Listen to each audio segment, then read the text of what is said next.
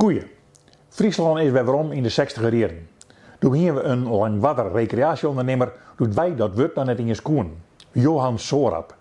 Hij hier wat hoeskes in Boanserg en daar hier we de eerste volle lijst van. En de bakker in Langwarge Dijde. Maar het was wel het begin van allerhande grote recreatieplannen in Friesland. En daar hikten we zo nou en dan nog even wat zien om. En toen de A6 haast klaar weer, kwam Sorap met het plan om een eiland in het Zoekermarron te lissen en daar honderden recreatiewenden op te zetten. Friesland kwam in opstand. Sorap waar wij naar lang waarschuwd.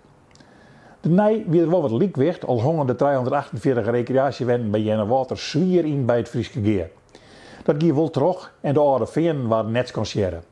De corona had er liek wat verzwargen dat we er weer in greven hoe discussiëren moeten. Voordat we het wisten, waar elk met een caravansje van een recreatieterrein smieten en komen er grauwelige dure recreatiehoezen te staan.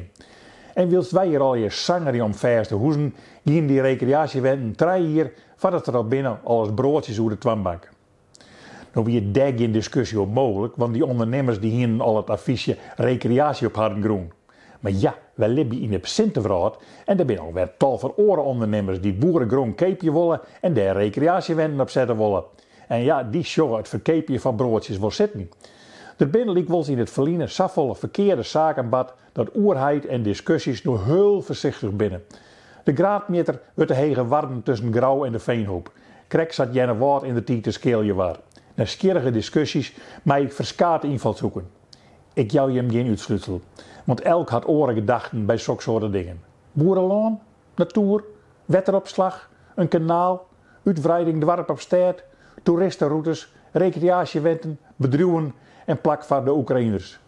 Of wat je de groenik maar verbroeken willen en wat je ik al net bebouwen willen. Economie of landschap. Het is dreig. De oerhiet had de hege warme beslissing al een jel hier verskoot. Maar dat is nog geen garantie dat Friesland er zien hier naar elk zin goed uitzien zal.